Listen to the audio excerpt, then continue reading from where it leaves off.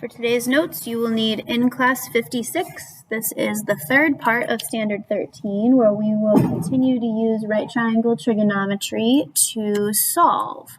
Today, we're dealing with solving for angles and then solving triangles. If you haven't yet done in-class 55, where we solved for sides, you might want to pause this video and go and watch that one first, as solving for sides will set you up for solving for angles. All right. As we move into in-class 56, just notice that we're using the same three equations as we work on solving for angles. You will also need to make sure that you have your calculator ready to go. And just like before, we need it to be in degree mode. So if you don't have it in degree mode yet, go ahead and make that happen. I will be showing you both of the scientific calculators that we used in class as well as in the last video. So if you have a different calculator than that, you might have a slightly different situation going on, but hopefully you'll be able to figure out how to still do what we need to do to solve for angles on your calculator. All right, today's task is to solve for angles. So that means we are solving for the theta, and we are still going to continue to round all of our final answers to 2 decimal places. So we'll talk about that decision for each of our problems. All right, since the theta is our goal, we have to still remember that the sides are going to be determined by that reference angle. So even though we don't know the angle, that's the reference angle that we use to make our decisions about which side is over on the other side of the shape to be the opposite. And then when we're looking at sides that form that angle, if it's not the hypotenuse, it's the adjacent. We're still going to make decisions about whether sine, cosine, or tangent should be our equation of choice based on the 2 sides that we have labels for. So we've got an opposite and an adjacent, which means we can't use sine and we can't use cosine, but we can use tangent. So we'll start by writing our equation without being able to without being able to substitute in an angle value.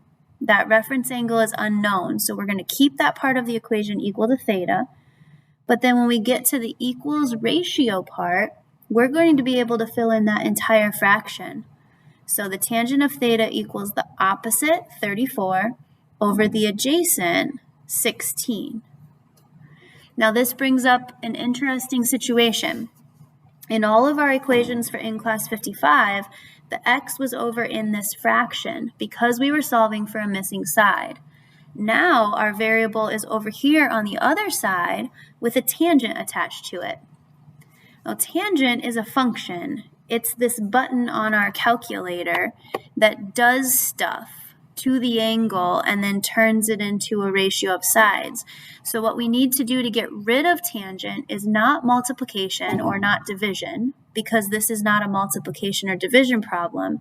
We need to undo tangent.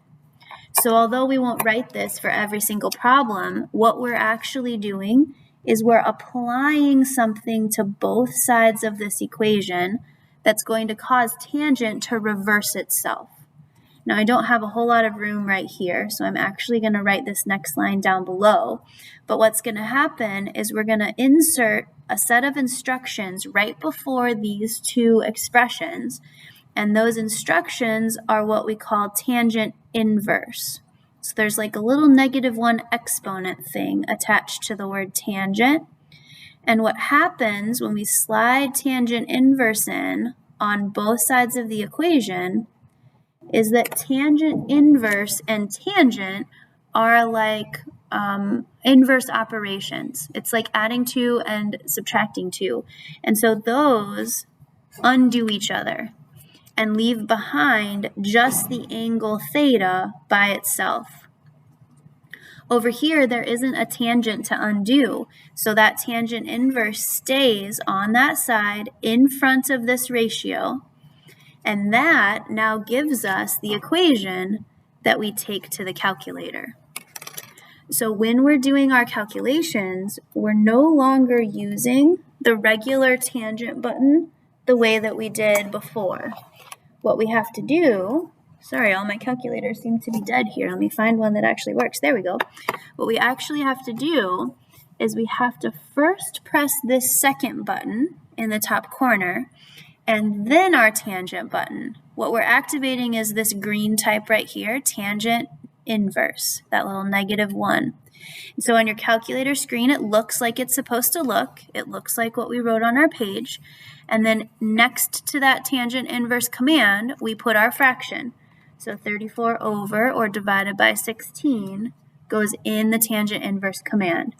You can choose to close the parentheses or not. It doesn't matter. And when you click enter then, what that is displaying is the answer for theta. That's the angle we were looking for. We're rounding to 2 decimal places, so we look at that third digit just like we did before. That's an 8 this time, so that tells me I need to round my 9 up. When we round up a 9, it becomes a 10, which actually causes the next digit to round up as well. It's like we're taking 79 and we're rounding it up. So that will turn that into an 80. So our final official answer for theta is going to be 64.80 degrees. Because we're solving for an angle, the label will be degrees. Okay, so we're using the same knowledge from yesterday to set up our equations, but then there's definitely some differences in terms of the actual solving. Let's take a look at the next one and give it another shot. So there's our theta, that's our reference angle. We don't know the side over on the other opposite side, so we're not going to use opposite. We do know the hypotenuse across from the 90, and this other side connected to the reference angle is the adjacent. So if adjacent and hypotenuse are given to us, we're going to be in cosine mode. So we're going to write cosine of theta, since we don't know that reference angle, is equal to the ratio of the adjacent, which is 2, over the hypotenuse, which is 5. Now remember, we're going to slide in those inverse instructions. I'm going to write it out one more time, and then we'll start just kind of skipping this stage. So cosine inverse is going to get attached to that cosine theta, and cosine inverse is going to get attached to that ratio, 2 over 5. Over on this side, cosine inverse and cosine undo each other, so that means theta is left on its own, and then cosine inverse of the ratio 2/5 is what we're headed to the calculator with to find our angle.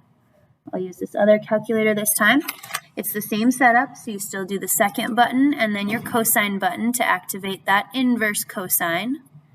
And then we're going to put the ratio of 2 over 5 in that cosine inverse function. And our angle looks like it's going to be 66.42 because a 1 in the third spot tells me I don't need to round up. So 66.42 degrees for my reference angle for letter B. All right, C. We've got our reference angle over here on the right side. We do have the side that's over on the other side of the shape, so that's the opposite. We've got one of the sides connected to the reference angle, but it's not across from 90, so it's not the hypotenuse, it's the adjacent. If we've got opposite and adjacent available, tangent is going to be the best choice. So our equation will start out looking like tangent of theta equals opposite over adjacent, 15 over 11.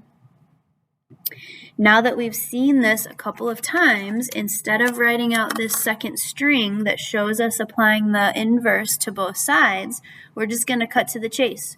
We know we're going to apply the inverse in these two spots. So that means I'm going to have tangent inverse next to tangent. So all that will be left on this side is theta. But then I'm going to have tangent inverse in front of that ratio on the other side, since there wasn't a tangent to undo. Back to my calculator, I'm going to need tangent inverse again. So second tangent opens up that command. 15 over 11 tells me my angle measure. That third digit is a 6, so that tells me I'm going to need to round up. Looks like theta this time is 53.75 degrees. Okay, Row 2, same situation. So we've got 3 more examples of solving for angles. Our reference angle is over in this corner, so over on the other opposite side of the shape is the 7. Across from the 90 is the hypotenuse. If we've got opposite and hypotenuse, then our choice is going to be a sine equation. Sine theta equals the ratio of opposite 7 over hypotenuse 15. We're going to slide those sine inverses in now. Sine inverse and sine will leave behind just the theta, but sine inverse over on this side will sit in front of that ratio. And then we'll head to the calculator and we'll make sure that we're using sine inverse. So second sine, the ratio is 7 over 15. We click enter. We end up with 27.818. So that 8 tells me I need to round up that 1 to be 27.82 degrees. Now there is the potential that you might make a mistake as you're setting up one of these equations. So let's just say accidentally you flipped this upside down. When you type that into your calculator, sine inverse of 15 over 7, it's going to give you a little hint that you've made a mistake because it's going to say that's impossible. It is not possible for sine to have a larger number on top than it does on the bottom because the hypotenuse has to be on the bottom, and that's always the longest side in a triangle. So sometimes if your calculator gives you that error, you just need to reevaluate, make sure you've labeled everything correctly, and you've set up your equation in the right order. Okay? All right, onward to example E. We've got a reference angle right here. No side over on the opposite side of the triangle, but we do have a hypotenuse across from 90, and then the other side of the reference angle is the adjacent. When we're dealing with a hypotenuse and an adjacent, it's going to be a cosine equation. So cosine of theta equals the ratio of the adjacent side over the hypotenuse. We're going to need to slide in a cosine inverse to get rid of that cosine, which is going to leave behind a theta on the right or left side, and then a cosine inverse in front of this ratio on the right side. Go into our calculators. We'll do second cosine for cosine inverse. Type in the ratio of 29 over 34.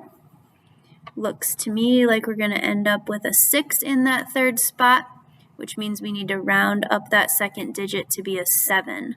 So 31.47 degrees. One more example here. Reference angle there for theta. If we go over to the opposite side of the shape, we see a 6, so that's your O. This one is across from the 90-degree angle, so that's the H. If we've got opposite and hypotenuse, we need a sine equation. Sine theta equals opposite over hypotenuse.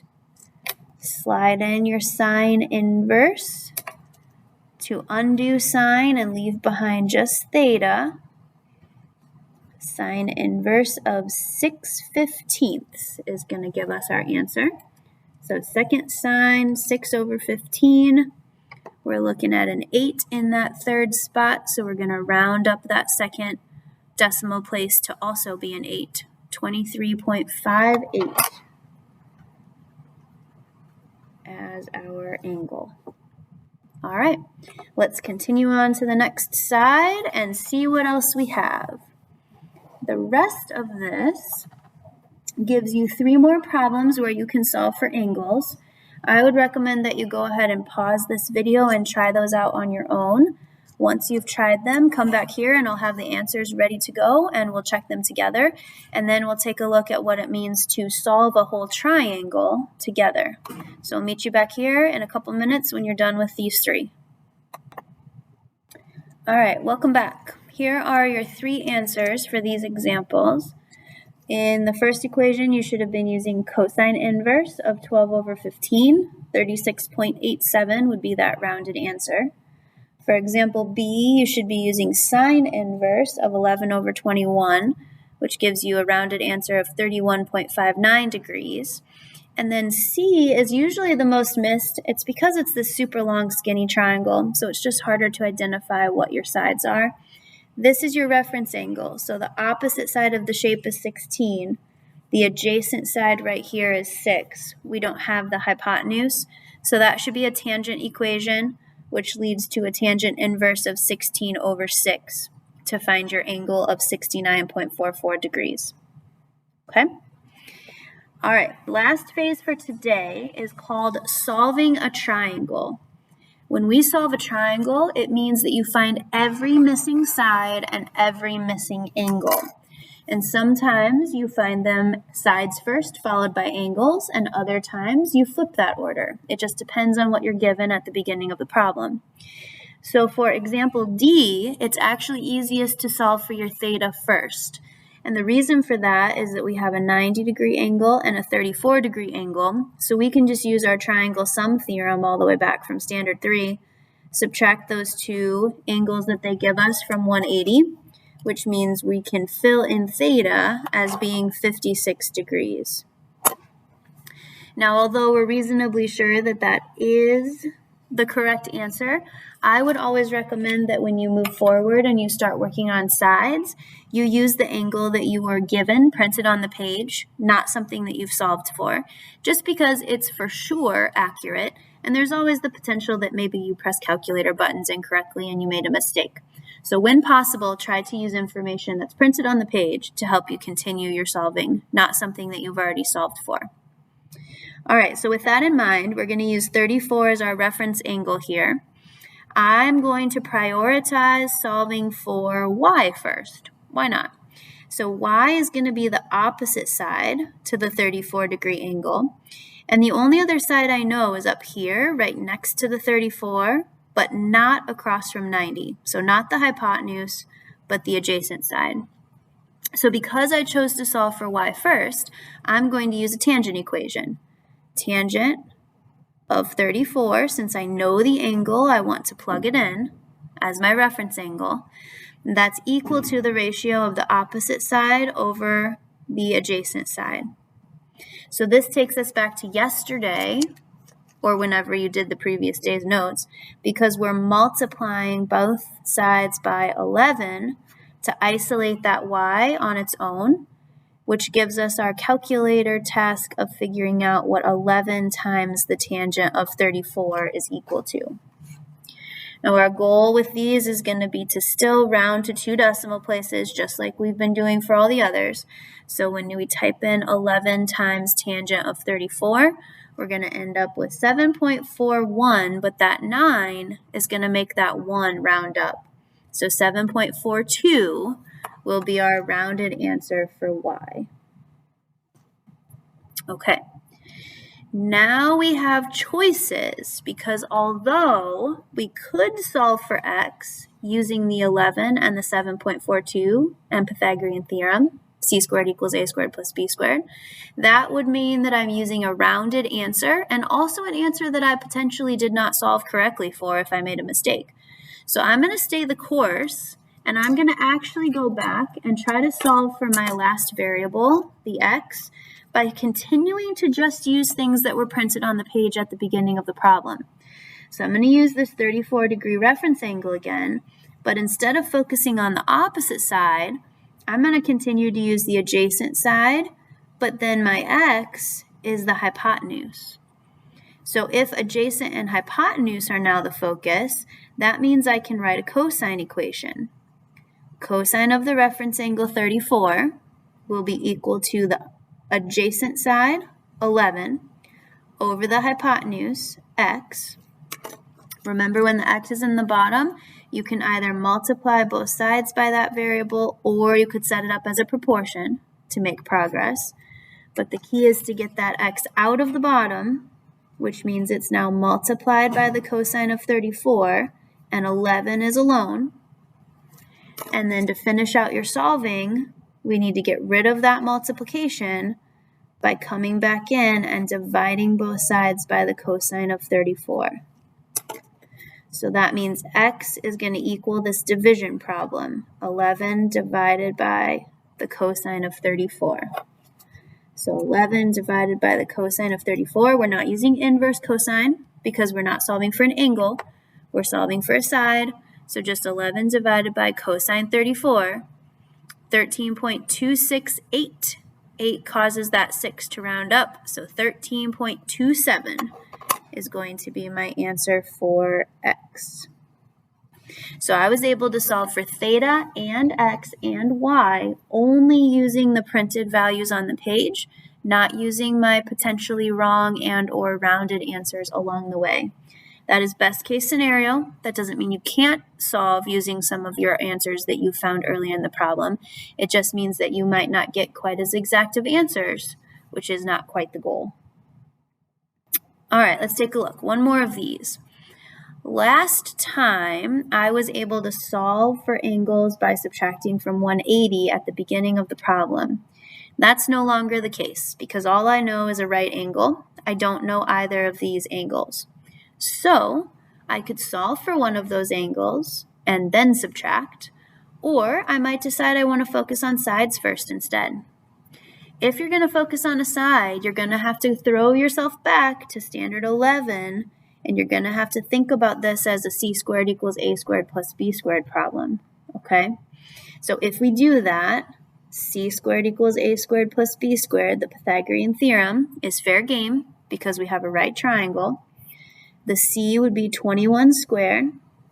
The a or the b could be 12, and then our leftover side is z. 21 squared is 441. 12 squared is 144. Z squared is just z squared. That's not a 2, that's a z. Sometimes you can put a line through your z so it doesn't look like a 2. We're going to need to subtract 144. So we do that, and we get 297. And then to get just the z, we're going to square root. Now, typically, we don't square root. We leave our answer exact, but I can tell z is supposed to be a rounded answer because of that approximate equal sign right there. So I'm going to go ahead and just type square root of 297 into my calculator. That's not what we would have done in standard 11, but that's because we needed exact simplified answers in standard 11. Looking at that third decimal place, it's a 3, so I don't need to round it up. I'm going to say 17.23 as my answer for z. There aren't any units on that problem, so I can't label it with centimeters or inches or feet, so I'll just leave it as 17.23. Okay. Next up, we need to solve for an angle. It doesn't matter whether you solve for the x or the y first, so let's go for x. If we imagine this as being our reference angle, again, I'm going to try to solve using just what's printed on the page. So I do not have the side opposite, because that's the one I solved for. Could be wrong, so I'm going to avoid using that. Instead, I've got the hypotenuse, so I'm going to change that c to an h, and I've got the side next to my reference angle, which is the adjacent. So that's going to force me to use a cosine equation. Cosine of x, that's the angle, would be equal to adjacent over hypotenuse. We're going to slide that cosine inverse in to get rid of cosine on this side, which leaves the x by itself. Cosine inverse on the other side in front of the ratio. Now tells my calculator to do second cosine. And then ratio is 12 over 21. So that x angle is going to round to be 55.15. There's a 0 there, so no rounding up, just 55.15 degrees. Okay. Last but not least, we have a y to solve for. We could solve for y using trig. That would be the safest way to do it because we would be able to use that reference angle. That would cause this side to actually turn into the opposite because we have a different reference angle than before. But if you're reasonably sure that your x is correct, which we are because we did it together, the other option at this stage of the game is also to subtract from 180. So you could do 180 minus 90 minus that 55.15 that you just found. And as long as your answer for x is correct, that should give you the accurate answer for y as well, 34.85 degrees. So it's up to you on how you want to solve for that second angle. Just depends on how confident you are that your answer for x is correct. Otherwise, like I said, I guess maybe I can just show that. If this was your reference angle, this would now be opposite. This is still hypotenuse. So you could write yourself a sine equation with y as the angle equals to the opposite over the hypotenuse. And then you would put your sine inverse on both sides to undo sine. And if we test it out, see if we were accurate, sine inverse, sine inverse of 12 over 21, sure enough, 34.849, so that 9 rounds this up to a 5, and it matches perfectly, 34.85. So the option is yours. All right, last but not least, a little bit more vocabulary here. Angle of elevation, remember, is from a horizontal up. So if we go to a horizontal and move up, that would be angle 2 in this picture. Angle of depression from a horizontal down, that would be angle 1 in this picture. All right, that's it for today. Thanks for watching. We will see you back in class.